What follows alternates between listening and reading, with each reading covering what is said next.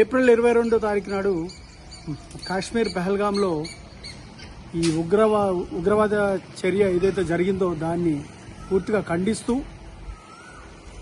ఈరోజు ఆదివారం అమావాస్య నాడు ప్రత్యంగిర హోమము నా ధర్మంగా, అంటే సనాతన ధర్మంలో హిందువుగా పుట్టినందుకు, బ్రాహ్మడిగా పుట్టినందుకు నా వంతు బాధ్యతగా దేశ సంక్షేమం కోసం, హిందువుల సంక్షేమం కోసం ముష్కర్లు నాశనం అయిపోవాలని, ఉగ్రవాదులు సపోర్ట్ చేసేవాళ్ళు నాశనం అయిపోవాలని చెప్పి ప్రత్యేక హోమం తలపెట్టాము. అందరికీ నమస్కారం. నా పేరు ఆలూరి, నేను హైదరాబాద్ నుంచి. ఈ రోజున ఇక్కడ ఆదివారం అమావాస్య అయింది. ఇవాళ ఏప్రిల్ 27వ తారీఖు నాడు 2020 సంవత్సరం.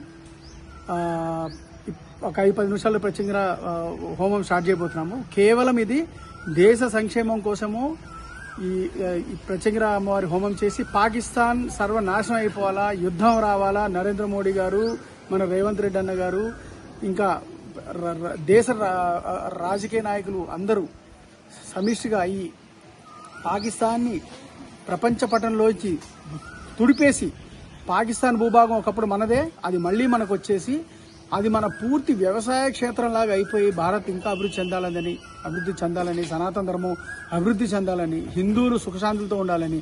మన దేశంలో మనకేంటండి ఇంత దౌర్భాగ్యం? హిందువులుగా పుట్టి మన మీద ఎన్ని రోజులు ఇంకా ఈ దాడులు మనకి?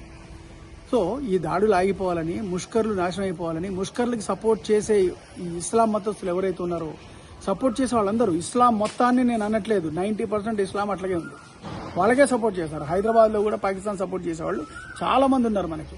ఇప్పటికీ పాకిస్తాన్ జెండాలు పట్టుకొని తిరుగుతున్నారు. వాళ్ళందరూ సర్వనాశనం అయిపోవాలని చెప్పి నా వంతు ధర్మంగా, నా వంతు బాధ్యతగా నేను ప్రత్యేక హోమం ఇప్పుడు తలపెట్టబోతున్నాను. అందరికీ నమస్కారం.